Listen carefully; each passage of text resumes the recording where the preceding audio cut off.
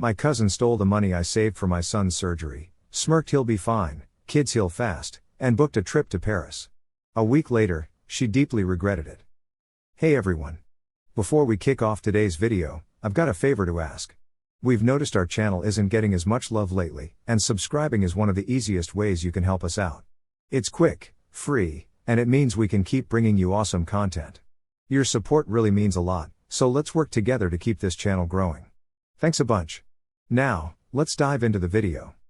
So, my cousin Kelly posted this Instagram story where she's living it up with a glass of champagne on a flight to Paris, and something just didn't sit right with me. I couldn't quite put my finger on it at first, but then I saw her designer carry-on in another shot, and my stomach just dropped. That was the same day I noticed money missing from my account. I'm still trying to wrap my head around everything that's happened over the last couple of days.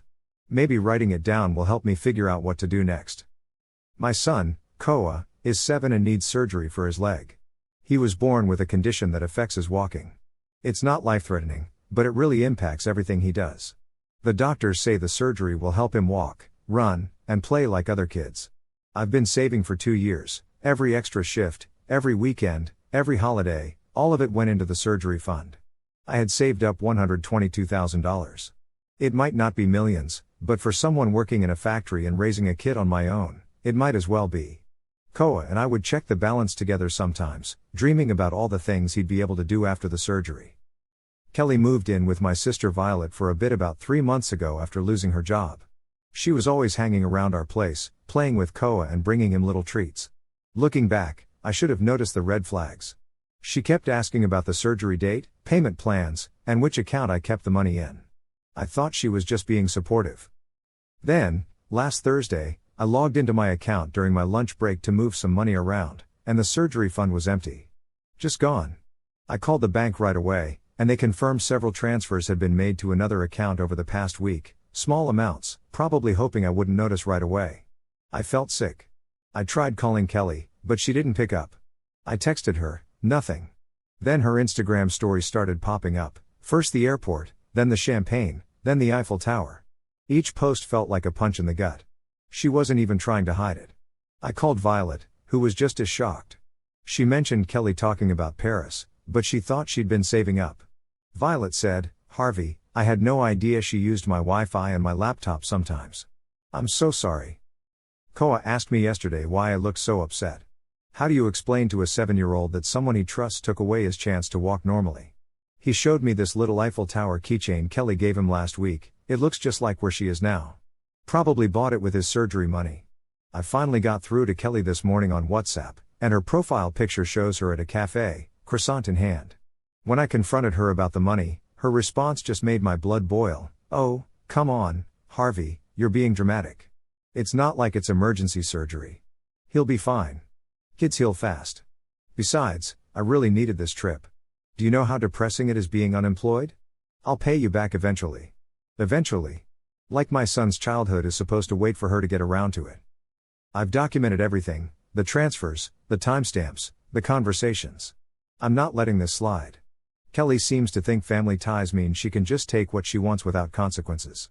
But she's about to find out that's not the case. Violet is helping me figure out what to do next. The bank is investigating the transfers, but they say it might be complicated since Kelly had access to my Wi-Fi and devices while at my house. She knew what she was doing, making it look like the transfers came from my IP address. The surgery was scheduled for next month, but now I have to call and cancel. The thought of telling Koa makes me sick. He's been counting down the days on his calendar, talking about playing soccer with his friends after he recovers. I'm not looking for advice on whether to press charges or go to the police, that decision's already been made. I'm heading there tomorrow morning. What I can't figure out is how to tell my son that his surgery isn't happening, at least not anytime soon. How do I explain that someone he loves chose a vacation over his ability to walk properly? And Kelly just keeps on posting. So, here's the deal, Kelly's been living it up in Paris, acting like everything's peachy. She's going to designer stores, eating at fancy restaurants, and hitting up all the touristy spots. Every Instagram post has a location tag, and each new adventure comes from money that was supposed to help my kid, Koa, walk again. The nerve. She even had the gall to snap a pic of a donation box at Notre Dame, with a smug caption about feeling blessed to give back. I've muted her, but my sister Violet keeps me updated with screenshots. She insists I need to save everything as proof. Honestly, Violet's right, each post is practically Kelly admitting where all of Koa's surgery money went. The worst part? Some family members are already trying to brush it off, saying Kelly's having a tough time and promising she'll pay it back, as if that makes it okay to mess up Koa's childhood for Kelly's little rough patch. But I'm not backing down, not this time. Koa deserves better than eventually. Oh, and Kelly posted another story, holding up a glass of wine at some swanky rooftop bar, captioned with "Living my best life, sorry not sorry." Fine, Kelly, keep showing everyone who you really are. Meanwhile, I'll be heading to the police station first thing tomorrow. Update time. First, a big thank you to everyone who supported my last post. This past week has been wild and not at all what I thought it'd be. Filing the police report seemed like the hard part, but it turns out that was just the beginning. The police were pretty straightforward, because Kelly had access to my Wi-Fi and devices while staying at my place. They're calling it a civil matter. They took my statement and documents but told me I'd probably have to take this to small claims court. Not the response I was hoping for, but at least it's all official now. Meanwhile, Kelly's Paris adventure keeps playing out on social media like some ridiculous reality show. Yesterday, she posted a video showing off 3 luxury handbags, new shoes, and what she calls her Paris wardrobe upgrade. The total amount she casually mentioned spending could cover Koa's surgery and recovery therapy. She even tagged the stores and added "living my dreams." Just wow.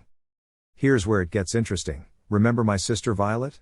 She did some detective work and found out Kelly's been spinning different tales to different family members. To our aunts, she said I offered to help fund her fresh start. To our cousins, she's claiming the money was a loan we both agreed on. To her parents, she insisted I was just being generous because we're family. All the stories change, but somehow, I'm painted as the villain for wanting the money back. Kelly's parents even called me last night and suggested they'd help with some money to keep peace in the family. Their version of help? $2,000 paid over 6 months, which is insane given that their daughter took $12,000 meant for her cousin's surgery. I told them I'd see them in court, and their silence was pretty telling. Koa's been asking questions. He's a smart kid. He saw I took down the surgery countdown calendar and asked if it was because cousin Kelly needed the money more than him.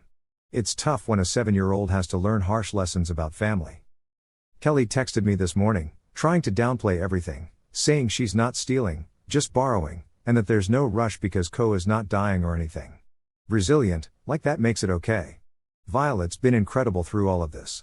She's helped document everything and even created a spreadsheet tracking each thing Kelly shows off on social media, evidence, she calls it. And she's right, Kelly's basically building our case for us with every post. The family's pretty divided now. Half think I should be more understanding because Kelly's going through a phase, and the other half are horrified but don't want to get involved. Only Violet is openly standing with me. She told our aunt that a phase is getting a bad haircut, not stealing a kid's surgery money. Made some tough decisions today. First, I had to cancel Koa's surgery reservation. The hospital put us back on the waiting list. So, things have been a bit of a roller coaster lately.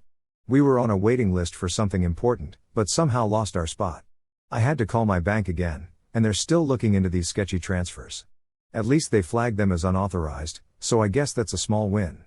I finally got Kelly on the phone today, and she had this genius idea. She suggested I start a GoFundMe since she can't help out right now. Mind you, she just shared on social media about her latest designer shopping spree. When I pointed that out, she told me it's different because she needs them to network for a new job. The real kicker? Later, she posted a long Instagram story about cutting out toxic family members and focusing on yourself, complete with quotes about negative energy. The irony would be hilarious if it didn't make me so mad. Anyway, I'm meeting with a lawyer next week, thanks to a friend, Violet, who found someone offering free consultations. Some family members think I'm being over the top for bringing in legal help, but watching my kid, Koa, trying to keep up with his friends at the park, limping but determined, gives me all the motivation I need. And oh, here's the latest. Kelly came back from Paris, and instead of staying low-key, she's throwing a Parisian-themed dinner party to share her trip stories. She even had the nerve to invite me and Koa, saying we should put the drama behind us and mentioning she got Koa some presents. Like a few tourist souvenirs are going to make up for swiping his surgery money. The meeting with the lawyer is on Tuesday, and Kelly doesn't know yet. But she's about to find out that actions have consequences, family or not. She thinks I'm overreacting?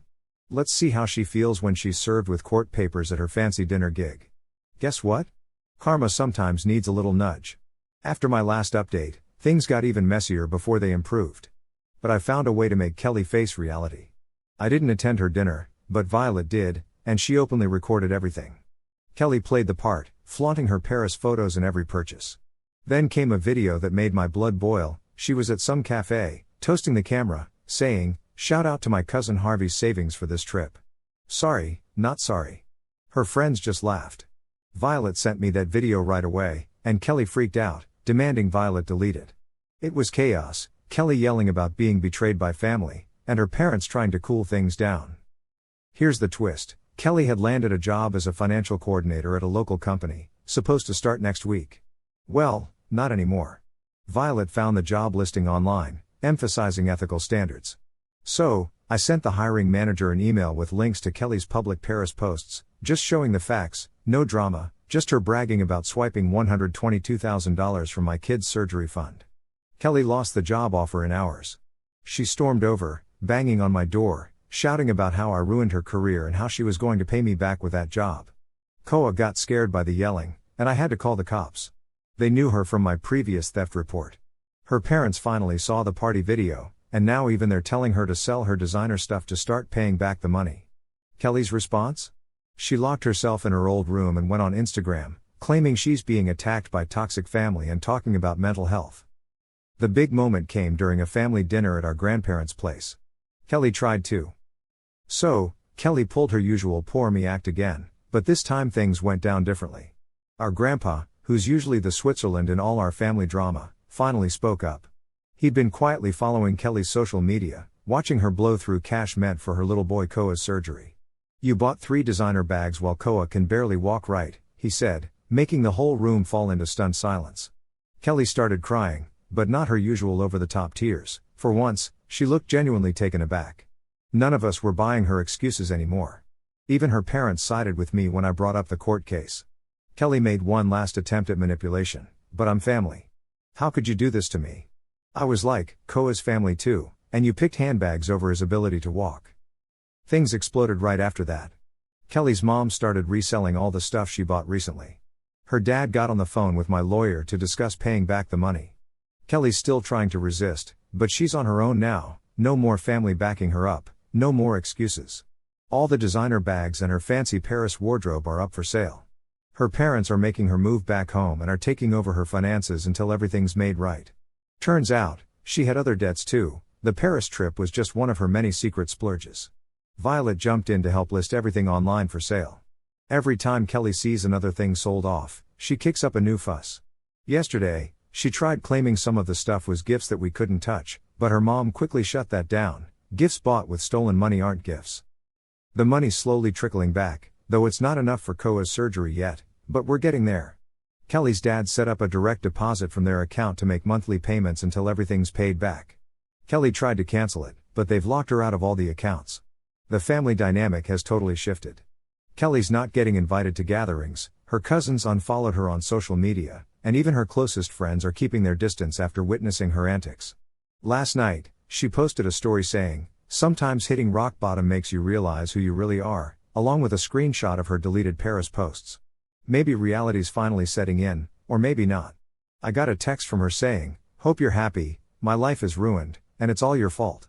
But really, Kelly, you did this to yourself, and now everyone knows it." We're still heading to court next month, though her parents are pushing her to settle before then. Either way, Koa's going to get his surgery money back, it's just a matter of time. Latest update, I didn't think there'd be another twist in this saga, but here we are. Karma caught up with Kelly in the most unexpected way. It started when we got Koa's surgery rescheduled. Kelly's folks have been keeping up with the monthly payments, and we finally had enough for the down payment. I was in the waiting room filling out forms when my phone buzzed like crazy. Kelly had shown up at her parents' house in a total meltdown. She'd just been turned down for yet another job because of her online history. Every time someone looks her up, they see her Paris posts bragging about using borrowed money. The internet doesn't forget. Instead of owning up to it, she barged into their house, demanding they fix it. Her mom wasn't having it, and that's when Kelly snapped. She started grabbing her mom's designer bags, yelling that if they were going to sell her stuff, she'd do the same to theirs. Her dad filmed the whole meltdown, not to shame her but because they've learned to document everything now. In the video, you can hear Kelly shouting, "You chose Koa over me, your own daughter. And her mom's response was spot on. No, we chose what's right over what's wrong. We failed you by never teaching you the difference. Then Kelly started throwing things, grabbed her mom's phone trying to delete the video, but it was already saved to the cloud. In her rage, she picked up a vase, a family heirloom from our great-grandmother, and smashed it against the wall. The neighbors called the cops because of all the noise. When the officers showed up, Kelly tried to spin a story about her parents abusing her. What a mess, right? Kelly was trying to sell her stuff, but the cops who dealt with her before didn't buy her story at all. Her parents didn't press charges, but in Kelly's eyes, they did something way worse. They completely cut her off. No more covering her phone bills, no more emergency credit card, and no more living under their roof. They told her she needed professional help and they'd only support her with that until she took responsibility for her actions. Kelly didn't take it well. She went totally bonkers on social media, sharing all these wild stories about her family that were mostly bogus. She claimed Violet was shoplifting, which never happened, and accused me of misusing Koa's surgery funds for gambling, which was totally untrue. She even said her parents abused her when, if anything, they spoiled her. No one bought her story since her followers had seen her Paris shopping spree and her decline over recent months. The internet reactions were brutal. Wasn't she the girl who stole her disabled cousin's surgery money? She tried deleting the comments, but they kept popping up. Eventually, she posted a teary video claiming she was being cyberbullied and needed a break for her mental health. Not long after, she was back online from a backup account, asking if anyone had a spare room for her. No one did. The real twist? The company she lost her job with reposted the financial coordinator position. Guess who got it? Violet. She started last week, and when Kelly found out, she lost it, causing such a scene that security had to escort her out, leaving her with a trespassing warning. Last night, the family gathered for dinner, sans Kelly. Her parents brought the final check to cover the rest of the surgery money. During dinner, Kelly started bombarding everyone with calls, swinging between threats and tearful pleas. Nobody answered. Her last message to me said, "I hope you're happy. You've turned everyone against me. I'll never forgive you for this." I didn't reply because I was busy helping Koa pack for the hospital. His surgery is tomorrow morning. Before leaving, Kelly's mom pulled me aside, teary but grateful. "Thank you," she said to me, for standing up to Kelly. "We should have done it years ago." This morning, something unexpected happened. A package arrived for me. Inside was an envelope with $2,000 in cash and a handwritten note from Kelly. It said, "Dear Harvey and Koa, this is all the money I have. I sold my laptop and some other things. I'm sorry it's not more. I'm sorry for everything. I know sorry isn't enough, but it's all I have right now." I added the cash to Koa's recovery fund. He'll need physical therapy after the surgery, and every bit helps. As for Kelly, last I heard, she's staying at a youth hostel, applying for jobs under a different name, and finally starting therapy. Her parents are sticking to their boundaries, covering therapy costs but not much else until she shows real change. Koa's surgery is in 12 hours, and though he's nervous, he's also excited. This morning he said something that really hit home. "Dad, when I can run, I'm going to run so fast that all the bad stuff can't catch us. Run fast, kid. You've earned it." This will be my last update. Thanks to everyone for the support throughout this journey. Sometimes standing up to family is the hardest thing to do, but it's also the most necessary.